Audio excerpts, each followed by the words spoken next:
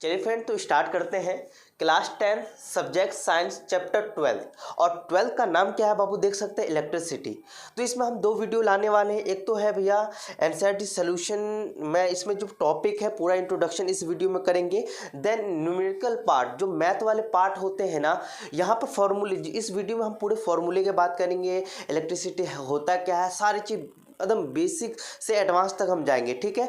But हम जो second video लाएंगे न्यूमेरिकल, इसमें क्या होगा, मैथ के क्वेश्चन हम करने वाले हैं, ठीक है। तो चलते हैं, स्टार्ट करते हैं भाई। इलेक्ट्रिसिटी के बारे में बात करते हैं। इलेक्ट्रिसिटी होता क्या है। Electricity it is the presence और फ्लो ऑफ चार्ज। बोला गया इलेक्ट्रिसिटी उसे बोलते हैं कि कोई भी धातु है या कोई भी वस्तु है, उसके अंदर चार्ज प्रेजेंट हो या फ्लो हो रहा होगा, तो उसी को हम क्या बोलेंगे, इलेक्ट्रिसिटी बोलेंगे, है ना। चार्ज क्या होता है, देखो चार्ज क्या होता है हम आगे पढ़ेंगे। तो चार्ज का यहाँ पर डिफरेंशियल लिखा हुआ है। चार्ज का मतलब क्या होता है, ठीक है। तो कह रहे चार्ज कहाँ पाया जाता है, कह रहे it is the property of the item. ये चार्ज का ये जो चार्ज है ना, कहाँ पर पाया जाता है, आइटम्स। आइटम यूँ जानते होंगे, आप लोगों ने पढ़ा होगा। कोई भी हमारा जो एलिमेंट है, एलिमेंट सब क्या चीज़ से बना हुआ है, आइटम से, ठीक है ना। उसी के अंदर प्रोटॉन होता है, इलेक्ट्रॉन होता है और न्यूट्रॉन होता है। तो ये सारी तीन चीज़ हम अभी पढ़ेंगे। तो अभी बस ऐसे मान लो, जो ये क्या चीज़ का प्रॉपर्टी है भैया, ये आइटम के अंदर का प्रॉपर्टी है चार्ज, ठीक है। फिर कह रहा है इट मे बी पॉजिटिव और नेगेटिव। जो आइटम के अंदर जो पाया जाता है वो नेगेटिव होता है और पॉजिटिव होता है।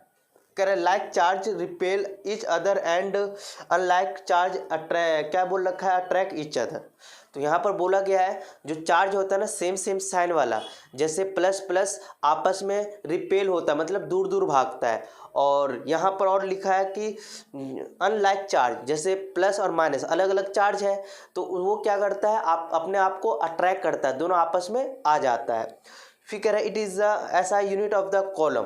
तो यहाँ पर बोला गया है कि जो हमारा चार्ज का ना ऐसा यूनिट क्या होता है, कॉलम होता है। उसको हम कॉलम रिप्रेजेंट ना करके हम सी से लिखेंगे। किससे लिखेंगे बाबू, सी से, ठीक है। चलिए, तो यहाँ पर मैंने जो बताया उसको फिर से बताते हैं। यहाँ पर चार्ज ऑन वन इलेक्ट्रॉन, कह रहे चार्ज के अंदर वन इलेक्ट्रॉन का वैल्यू होता है -1.6 इंटू 10⁻19, ठीक है ना, सी, ठीक है। तो यहाँ पर मैंने अभी बताया था, ये इलेक्ट्रॉन है, प्रोटॉन है, न्यूट्रॉन है। तो जो आइटम के अंदर ना तीन टर्म पाया जाता है, कौन कौन सा है, एक तो इलेक्ट्रॉन पाया जाता है, एक प्रोटॉन, एक न्यूट्रॉन पाया जाता है। तो जो इलेक्ट्रॉन होता है वो माइनस का होता है, प्रोटॉन होता है वो प्लस का होता है, और न्यूट्रॉन क्या होता है, कोई साइन नहीं होता बाबू, कोई साइन नहीं होता। तो जो हमारा जो इलेक्ट्रिसिटी के अंदर जो नाचता है, फ्लो होता है, वो आपका इलेक्ट्रॉन होता है, प्रोटॉन और न्यूट्रॉन नहीं होता। क्योंकि देखो प्रोटॉन के ऊपर प्लस साइन होता है, वो आराम से बैठ, भारी चीज़, प्लस का मतलब भारी, ठीक है ना। तो इसलिए जो भी धातु उसके अंदर प्रोटॉन ट्रेवल नहीं करता। आपने पढ़े भी होंगे कि जो आइटम के अंदर नाभिक में प्रोटॉन और न्यूट्रॉन होता है, वो बैठा रहता है, बट नाचता कौन है, मतलब घूमता कौन है, इलेक्ट्रॉन। तो यहाँ पर भी वही है, इलेक्ट्रॉन नाचता है और ये प्रोटॉन और न्यूट्रॉन आराम से रहता है, ठीक है।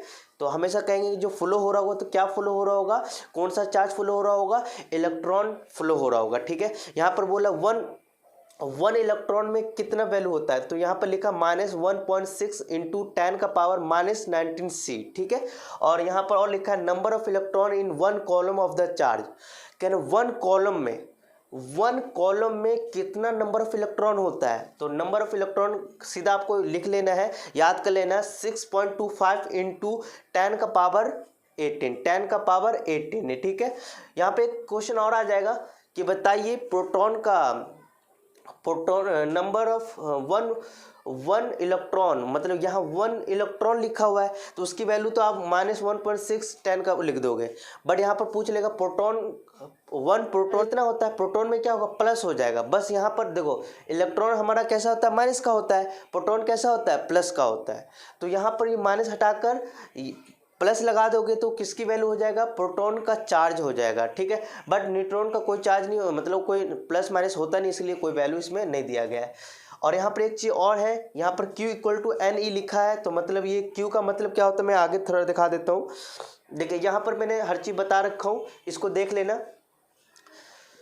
तो यहाँ पर लिखा हुआ है Q का मतलब होता है चार्ज, N का मतलब नंबर ऑफ इलेक्ट्रॉन, क्या होता है N का मतलब नंबर ऑफ इलेक्ट्रॉन, और E का मतलब चार्ज ऑन वन इलेक्ट्रॉन, क्या होता है नंबर। तो आपको यहाँ से भी नंबर ऑफ इलेक्ट्रॉन निकाल सकते हैं, यहाँ से ये फॉर्मूला, मतलब E का वैल्यू यहाँ से डाल दोगे यहाँ पर, ठीक है। और जो N है ना, N ही तो निकालना है, और चार्ज की वैल्यू मैंने पहले ही बताया था, चार्ज को आप निकाल लेना बाद में, या वन डाल देना चार्ज की जगह। चलिए, तो अब हमारे पास दो टॉपिक आ गया भाईजान। कौन कौन सा टॉपिक आया? इलेक्ट्रिसिटी हमारा टू टाइप से डिवाइड कर रखे हैं। कौन कौन से? तो एक बोल रखा है स्टैटिक इलेक्ट्रिसिटी, एक होता है करंट इलेक्ट्रिसिटी। जो हम इलेक्ट्रिसिटी है ना, तो भैया यहाँ पर स्टैटिक इलेक्ट्रिसिटी का मतलब क्या होता है, जिसमें चार्जों का फ्लो नहीं होता, प्रेजेंस रहता है बट फ्लो नहीं होता, तो वो वाला क्या हो जाता है, स्टैटिक इलेक्ट्रिसिटी होता है। करंट इलेक्ट्रिसिटी क्या होता है, जिसमें चार्जों का फ्लो होता है, मतलब ट्रेवल करता है, चलता है, तो उसको हम करंट इलेक्ट्रिसिटी बोलते हैं। और ये हमारे स्टैटिक इलेक्ट्रिसिटी हमें नहीं पढ़ना है, हमें करंट इलेक्ट्रिसिटी पढ़ना है। तो यहाँ पर मैं एग्जांपल और बता देता हूँ। जैसे कि आप लोग ने स्कूल में ये स्केल है भाई, क्या है बाबू, स्केल है। ये स्केल ने आप देखा होगा, स्केल में आप जब बाल के अंदर, बालों में ऐसे रगड़ने के बाद आप फिर पीस ऑफ पेपर को उस पर डालोगे, तो क्या होता है, ये आपका पेपर उसमें कलेक्ट होने लगता है। तो यहाँ पर क्या होता है, एक जगह चार्ज इकट्ठा हो जाता है, बट वो ट्रेवल तो नहीं होता। ऐसा तो नहीं मैंने घसा तो इस सारे में पूरे स्केल में करंट आ जाए, ऐसा तो नहीं होता है। हाँ, जहाँ पर घसते हैं वहाँ पर क्या होता है, इलेक्ट्रॉन प्रेजेंट हो जाता है, इकट्ठा हो जाता है, उसी की वजह से जो पीस ऑफ पेपर मतलब वो ऊपर की ओर आने लगता है। या आप लोग ठंडियों में देखे होंगे, जब आप ठंडियों में जो टोपी पहनते हैं आप लोग, तो जब निकाल कर पेपर थोड़ा सा छोटे छोटे पीसों में काट लीजिए, बड़ा पीस नहीं आएगा, छोटे छोटे पीस को फाड़ कर उसके बाद रखिएगा, तो वो पूरा पेपर क्या हो जाता है, ऊपर की ओर आ जाता है। वो इसलिए होता है क्योंकि जो हमारे सर के अंदर हो वो इलेक्ट्रॉन क्या होता है, ये इलेक्ट्रॉन एक जगह जमा हो जाता है, उसके बाद वो नीचे वाला प्लस होता है, तो प्लस माइनस अट्रैक्ट होने लगता है। तो ये थोड़ा सा समझना है आप लोग को। फिर कह रहे हैं करंट इलेक्ट्रिसिटी, मैंने एग्जांपल लो, सपोज मान लो मैथमेटिक्स, ये सपोज मान लो ये वायर है, हमारा कॉपर का वायर है, इसके अंदर इलेक्ट्रॉन प्रेजेंट है, तो जब ये ट्रेवल होता है, फ्लो होता है, तो यही होता है करंट इलेक्ट्रिसिटी, ठीक है। चलिए, तो अब हम जानते हैं बाबू, अब हमने क्या क्या पढ़ लिया उसके बारे में तो पता होना चाहिए। देखिए, पीछे का भी याद रखना है आपको। फिर कह रहे हैं करंट किसे बोलते हैं भैया, करंट किसे बोलते हैं। इलेक्ट्रिसिटी समझ में आ गया, तो करंट किसे बोलते हैं, कह रहे current it is the flow of charge per unit time. कह रहे जो पर यूनिट चार्ज कितना ट्रेवल कर रहा है, वही हमारा क्या कहलाता है, करंट। तो इसका करंट का फॉर्मूला होता है चार्ज अपॉन टाइम। तो यहाँ पर देख सकते हैं, इसको मैथमेटिक भी हम रिप्रेजेंट कर सकते हैं। करंट का हम आई बोल देते हैं, चार्ज को क्यू। देखो चार्ज का जो सिंबल होता है ना, देखो जो साइंटिस्ट लोग ने थे ना, वो भी लोग थोड़ा सा हर सिंपल वे में लिखते थे। मैथ में भी देखते होंगे, हर चीज़ एडिशन को ऐड है, ADD ऐड ना लिखकर सिर्फ साइन दे दिया, MUN मल्टीप्लाई ना लिखकर सिर्फ क्रॉस दे दिया। वैसे ही साइंटिस्ट लोग भी ने क्या किया भाई, मैथमेटिक के लिए सिंबल दे दिए कि बार बार मैं चार्ज क्यों लिखूँ, करंट स्पेलिंग क्यों लिखूँ, उतना मुझे याद नहीं होता, तो मैं सीधा सिंपल यूज़ कर लो। देखो, ये आई का मतलब होता है करंट, और चार्ज का मतलब रिप्रेजेंट है क्यू, और टाइम का मतलब टाइम होता है। टाइम का सिंबल क्या होता है, T। चार्ज का सिंबल क्या होता है, Q। करंट का सिंबल क्या होता है, I। ये आपको समझ में आना चाहिए। चलिए, तो यहाँ पर मैं बताते चलूँ, ऐसा unit of the current ampere. तो यहाँ पर बोला गया है जो ऐसा यूनिट होता है किसका भी, करंट का, एम्पियर होता है। उसको एम्पियर भी नहीं आता बोलने, कोई दिक्कत नहीं। ए तो ए मैं बोल दूंगा तो समझ जाना ये क्या, किसका ऐसा यूनिट बता रहा हूँ, करंट का, ठीक है। जैसे कि आप लोग ने देखा ही होगा कि हमारा मैंने डिस्टेंस का कोई कवर किया, तो उसका सबसे हाई सा यूनिट क्या होता है, किलोमीटर होता है। फिर उससे बाद क्या होता है, मीटर होता है। उसके बाद क्या होता है, सेंटीमीटर होता है। उसके बाद क्या होता है, मिलीमीटर होता है। उससे भी छोटा होता है। तो वैसे ही हमारा करंट का भी ना सा यूनिट डिवाइड है। जैसे कि यहाँ पर एम्पियर ए है, तो मिली एम्पियर बोलते हैं। उसके छोटा क्या है, माइक्रो एम्पियर बोलते हैं। तो इसको एक मिली एम्पियर में कितना एम्पियर होता है, एक माइक्रो एम्पियर में कितना होता है, वो मैं अभी बता देता हूँ आपको, ठीक है। तो यहाँ इसके बाद मैं तो current is the measure by the ammeter. तो यहाँ पर बोला गया है कि करंट को नापने के लिए, तौलने के लिए, जैसे हमें कोई भी वेट करना है तो तराजू का उसका हेल्प लेते हैं, वैसे ही करंट को मेज़र के लिए कौन सा डिवाइस का यूज़ करते हैं उसको नापने के लिए, तो एम मीटर। कौन सा बाबू? M metre. तो यहाँ पर देख सकते हैं 1 मिली एम्पियर को भी नहीं लिखने आता है ना, कोई टेंशन नहीं लेना आपको। इसकी जगह आप क्या लिख दोगे? M A. क्या लिख दोगे बाबू? M A. Milli ampere, small M और कैपिटल ए इक्वल टू क्या होता है? 10 का पावर -3A। क्या होता है? मैं पूछ लूँगा कि 1 एम्पियर में कितना एम्पियर होता है? 1 मिली एम्पियर में कितना एम्पियर होता है? तो आप कहोगे 10 का पावर -3 एम्पियर होता है। फिर कहूँगा मैक्रो एम्पियर। तो मैक्रो एम्पियर में 1 मैक्रो एम्पियर में कितना होता है? 10 का पावर 7। तो यहाँ पर ये म्यू है, इसको शॉर्ट मैक्रो एम्पियर को लिखने के लिए आप शॉर्ट में लिखोगे म्यू ए इक्वल टू क्या होता है बताइए? 10 का पावर 6 एम्पियर होता है। और यहाँ पर देखो मैं बड़े में लिख रखा हूँ, तो इसको भी आप लोग देख लीजिएगा। तो मैंने यहाँ जो जो बताया समझ में आ गया, ठीक है। फिर से बता देता हूँ। कह रहे जो करंट है it is a flow of charge per unit. कह रहे जो चार्ज है कितने टाइम में कितना फ्लो होता है, वही हमारा करंट होता है। जैसे कि करंट का मैथमेटिक बताऊँ तो current equal to charge upon time होता है। उसको सिंबल के फॉर्म में बता दिया हूँ, मतलब मैथमेटिक के सिंबल के फॉर्म में बता दो। I equal to Q upon time होता है। SI unit of current is ampere. जो हमारा SI यूनिट होता है, हम SI यूनिट लगाते हैं ना, तो करंट में कौन सा लगेगा? एम्पियर लगेगा। 1 मिली एम्पियर में कितना होता है? 10 का पावर -3 एम्पियर होता है। 1 माइक्रो एम्पियर में कितना एम्पियर होता है? 10 का पावर -6A एम्पियर होता है, ठीक है। तो इसको म्यू ए भी लिख सकते हैं। और जो मैंने बताया करंट को मेजर करने वाले कौन सा डिवाइस का यूज़ करते हैं भैया? Ammeter. क्या भैया? Ammeter. तो इतना समझ में आ गया होगा। तो अभी हमने एम मीटर पढ़ा भैया। करें ये क्या करता है? करंट को नापने का काम करता है। तो एम्पियर जो देख सकते हैं एम्पियर, तो it is a low resistance. तो ये क्या करता है? लो रेजिस्टेंस पर भी काम कर लेता है। अब रेजिस्टेंस क्या होता है हम आगे पढ़ेंगे। तो ये आपको देख सकते हैं, ये आपका सिंबल दिखा सकते हैं कि एक गोला और वहाँ पर ए डाल दोगे तो समझ जाना। तो ये एम्पियर है। क्या भैया? एम्पियर। और ये क्या कर रहा है? इसका काम क्या है? ये करंट को मेजर करने में हेल्प करता है। फिर कह रहा है it always the connected in series. तो ये बोला गया है कि जो एम्पियर है, एम्पियर जो है कहाँ पर लगाया जाता है, वो बोला गया जो भी रेजिस्टर्स है, मतलब जो भी सामान, मतलब फोड़ जाएगा। यहाँ पर बल्ब है, बल्ब के सीरीज में, यहाँ पर फैन लगाओ तो फैन के सीरीज में ही लगेगा। उसी के ये नहीं कि आप यहाँ लगा दो कहीं और ना, उसी के सीरीज में लगाना है। या यहाँ लगा दो। तो हम यहाँ लगाएंगे तो यहाँ पर कैसे लगेंगे? गोला बना देंगे, गोला बना दिया और यहाँ पर ए लिख देंगे। ए लगाने का मतलब क्या होता है आपको पता हो गया, उस हमेशा सीरीज में आएगा। ऐसा लगाकर सिंबल दिखाने पर मतलब ये मैंने क्या लगा दिया भैया? M metre. एम मीटर का मतलब क्या होता है? एम मीटर का मतलब ये होता है करंट को नापने वाला डिवाइस बोल सकते हैं, ठीक है। तो ये आपका एक सर्किट है, देख सकते हैं, ठीक है। तो यहाँ पर एक एग्जांपल ले लेता हूँ। ये आपका कोई भी मेटल है, मेटल एक वायर है, मान लो वायर के अंदर इलेक्ट्रॉन है। और वो अब मैं कहना चाहता हूँ किधर जाएगा। तो यहाँ एग्जाम्पल देख सकते हैं। मैं यहाँ तक फुल कर दिया हूँ। इसमें वाटर है, यहाँ मैं इसको यहाँ पर। आप ये बताइए कि भैया आप लोग ने अनुभव भी किया होगा, जब टंकी में दोनों में पानी है तो भैया कहीं भी ट्रेवल नहीं करेगा, ठीक है।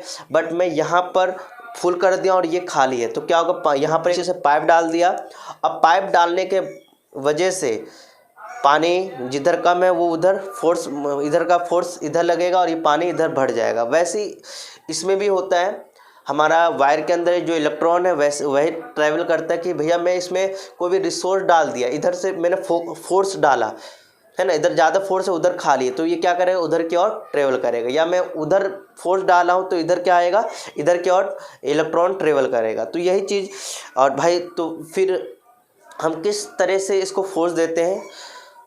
हम तो समझे पानी के थ्रू तो समझ में आ गया कि ये खाली था, बट इलेक्ट्रिक में कैसे हम सोर्स ऑफ एनर्जी देते हैं उसको?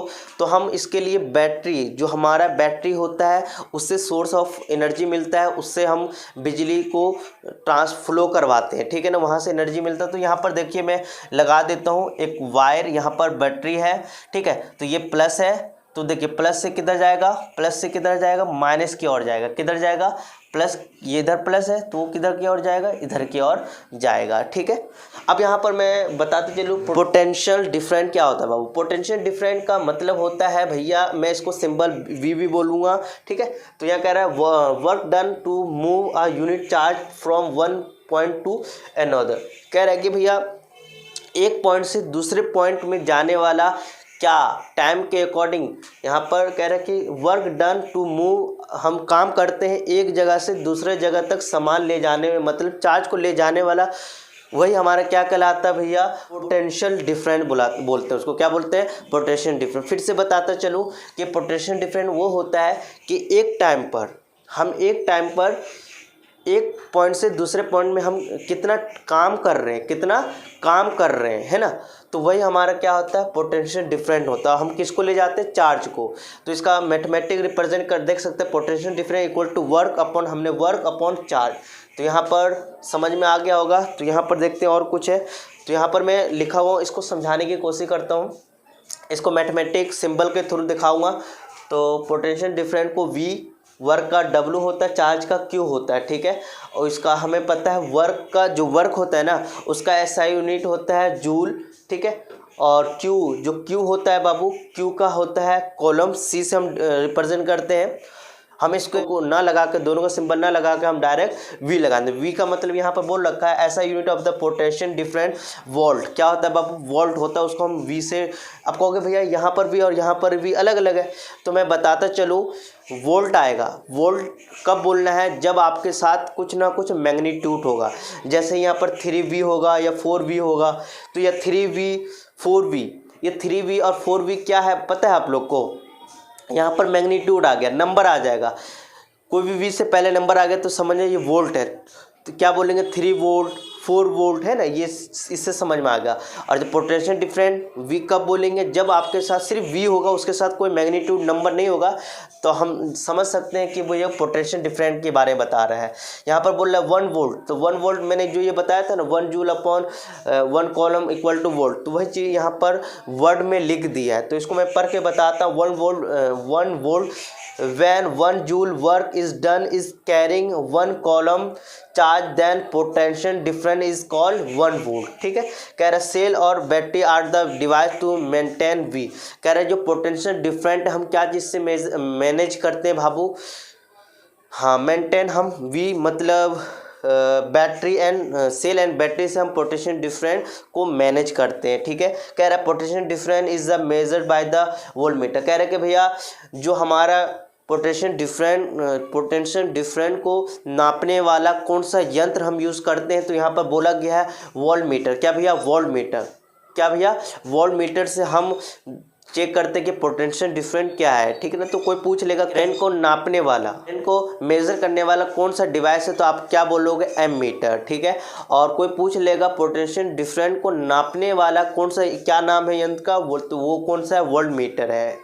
इतना समझ में आ गया। तो वोल्टमीटर कहाँ पर लगाया जाता है, तो यहाँ पर लेगा वोल्टमीटर इट इज़ है हाई रेजिस्टेंस। तो बोला कि वोल्टमीटर हाई रेजिस्टेंस पर काम करता है, और ये कह रहा है it always the connected in the parallel. तो वोल्टमीटर जो होता है कि जो भी रजिस्टर है, मतलब जो भी वस्तु है, यहाँ पर देख सकते हैं ये वस्तु है, मतलब वस्तु में नहीं बोल सकता, यहाँ पर इलेक्ट्रिक कंपोनेंट है, इलेक्ट्रिक कंपोनेंट के पैरेलल में लगाएगा। ठीक है, ये नहीं कि आप सीरीज में नहीं लगाओ, सीरीज में क्या एम्पेयर लगाया जाता है, बट इसमें क्या लगाओगे भैया, इसमें आप वोल्टमीटर आपको कहाँ पर लगाओगे, जो इलेक्ट्रिक कंपोनेंट है उसके पैरेलल में लगाइएगा। ठीक है, तो ये आपका बैटरी का सिंबल है, ये आपका स्विच ऑन का है।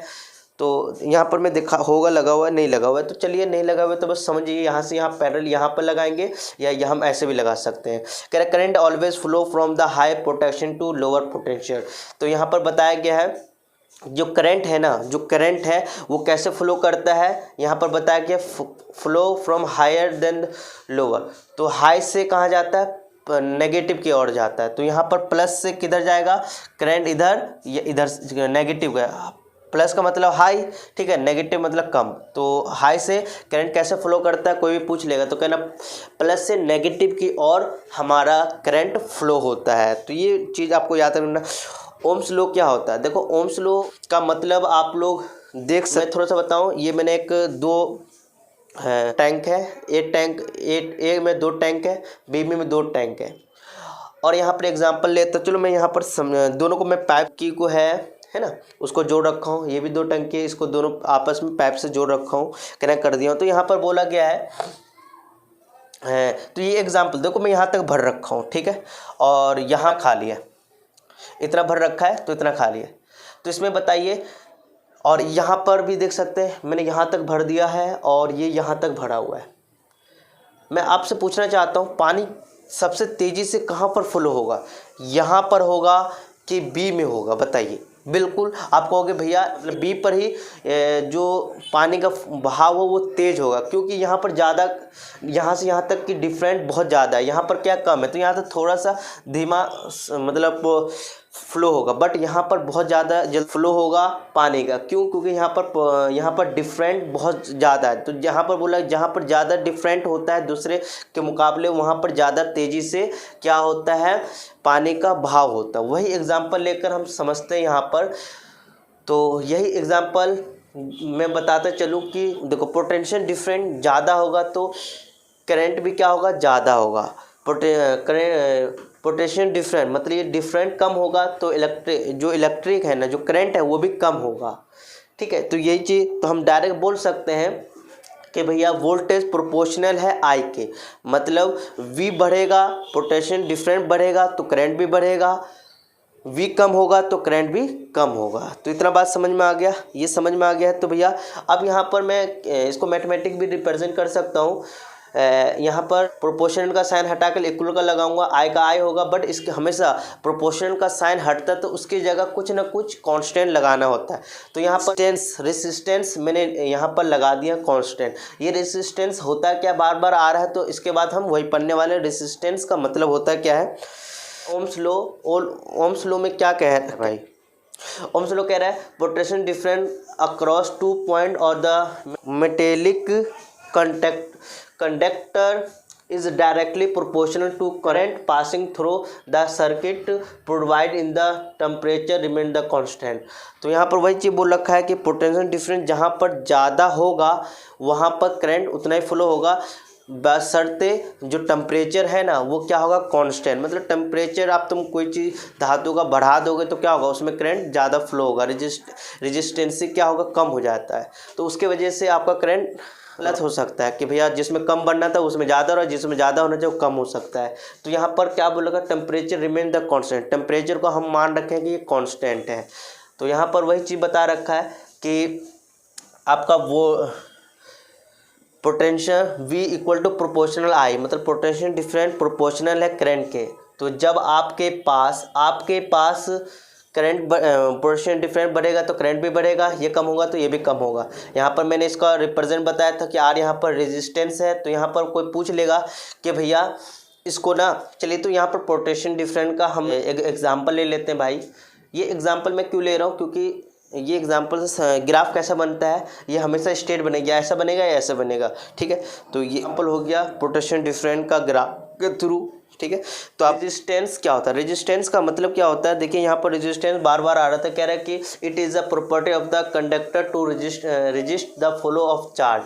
तो रेजिस्टेंस क्या होता है, कह रहे हैं कि ये एक प्रॉपर्टी है, किसका भैया, प्रॉपर्टी है, प्रॉपर्टी ऑफ कंडक्टर। कंडक्टर का समझ में आता है कि कोई भी इलेक्ट्रिक कंपोनेंट है विरोध करता है, किसका विरोध करता है, चार्ज को बहने से, चार्ज को बहने से विरोध करने वाला चीज़ को ही क्या बोलते हैं भैया, रेसिस्टेंस बोलते हैं। क्या बोलते हैं बाबू, रेसिस्टेंस बोलते हैं। तो रेजिस्टेंस समझ में आ गया भैया, किसे बोलते हैं रेजिस्टेंस, उसे बोलते हैं कि चार्ज को ना फ्लो दे, मतलब बहने ना दे, उसका विरोध करे, उसको हम क्या बोलते हैं, रेजिस्टेंस बोलते हैं, ठीक है, रेजिस्टेंस बोलते हैं, ठीक है। और यहाँ पर बोला क्या, जो रेजिस्टेंस है, रेजिस्टेंस का SI ओम क्या होता है, ओम। क्या होता है बाबू, ओम होता है। इसका आप यहाँ पर देख भी सकते हैं, मैं बना के दिखाता हूँ, यहाँ देखिए। तो रेजिस्टेंस को मैं ऐसे भी लिख सकता हूँ, जो V मतलब पोटेंशियल डिफरेंट का SI यूनिट V होता है, I का एमीटर क्या होता है भाई, I का SI यूनिट A होता है, तो उसके जगह हम ओम यूज़ करेंगे। बट ओम आप लोग देखे होंगे तो SI यूनिट ओम ऐसा हम लोग हिंदी में लिखते हैं, ऐसा नहीं लिखना, आपको साइंस में इस टाइप का ओम बनाना है, ठीक है।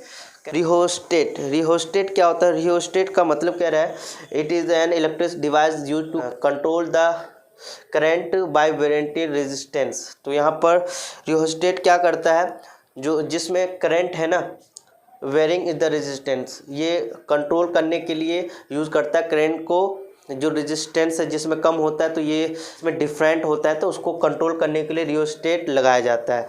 फिर कह रहा है डिफाइन ओम, तो ये आप लोग खुद से करिएगा। अब थोड़ा सा मैं बताता चलूँ, रेजिस्टेंस है वो डिपेंड करता है किस किस पर करता है, कह रहा है directly proportional to the length of the conductor. तो यहाँ पर मैं बोल सकता हूँ directly proportional to the length of the conductor. अब यहाँ पर मैंने कोई मेटेलिक वायर ले लिया, ठीक है ना, या कोई कॉपर ले लिया, तो यहाँ पर यहाँ से यहाँ तक को एल बोलेंगे और यहाँ वाला गोल वाले को एरिया ऑफ क्रॉस सेक्शन बोलते हैं। क्या है? Area of cross section. तो यहाँ बोला गया है कि वो डायरेक्टली प्रोपोर्शनल है लेंथ ऑफ कंडक्टर पर, तो प्रोपोर्शनल है, directly proportional to the length of the conductor. जो रेजिस्टेंस है प्रोपोर्शनल है किससे भी, लेंथ। जब आपका लेंथ बढ़ेगा तो प्रोपोर्शनल भी बढ़ेगा, ठीक है। जहाँ लेंथ कम होगा तो क्या होगा बताइए, रेजिस्टेंस भी क्या होगा, कम होगा। चलिए ठीक है, inversely proportional to the area of the cross section. तो बोला है कि जो रेजिस्टेंस है वो प्रोपोर्शनल है, प्रोपोर्शनल इनवर्स एरिया। जब एरिया बढ़ेगा तो रेजिस्टेंस क्या होगा, कम होगा। एरिया कम होगा तो रेजिस्टेंस क्या होगा भैया, बढ़ेगा। तो मतलब उल्टा है ना, एरिया बनेगा तो विरोध करेगा, है ना। एरिया बड़ा होगा तो रेजिस्टेंस क्या ज़्यादा होगा, कम होगा तो रेजिस्टेंस कम होगा। तो यहाँ पर थोड़ा सा समझ में आ गया होगा क्या है कि जो नेचर ऑफ द मटेरियल पर भी डिपेंड होता है रेजिस्टेंस का भैया, कि भैया कैसा है, सिल्वर है कि आयरन है। तो सिल्वर का होता है, इसमें रेजिस्टेंस क्या होता है, बहुत कम होता है, मतलब बहुत कम विरोध करता है। आयरन में ज़्यादा विरोध करता है। तो ये चीज़ आपको समझ में आना है, नेचर ऑफ द मटेरियल।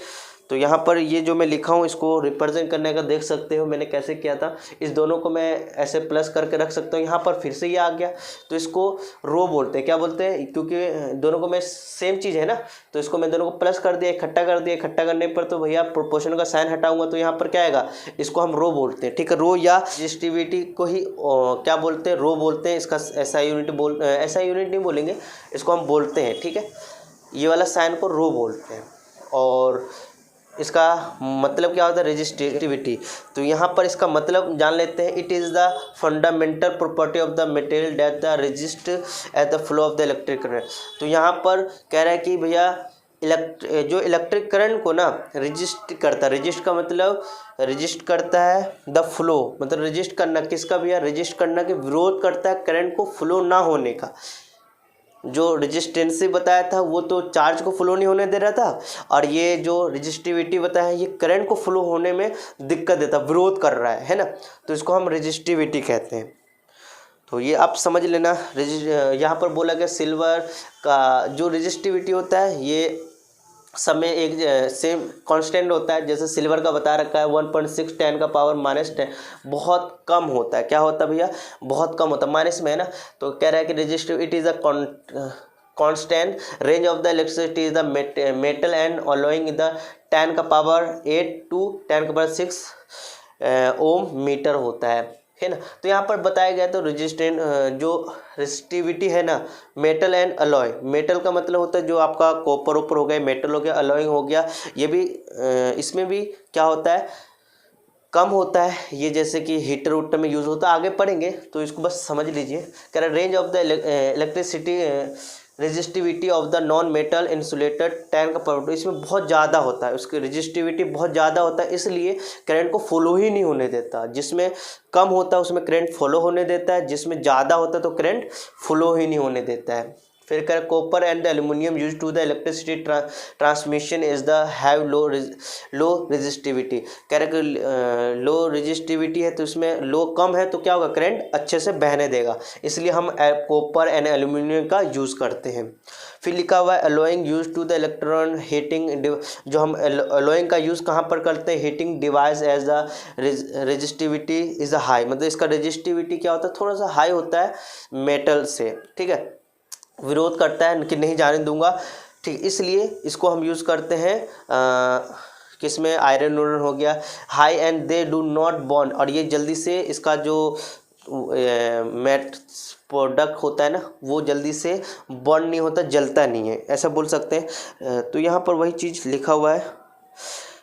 अब रजिस्टर क्या होता है? रजिस्टर कह रहा है resistor is the an electrical component that the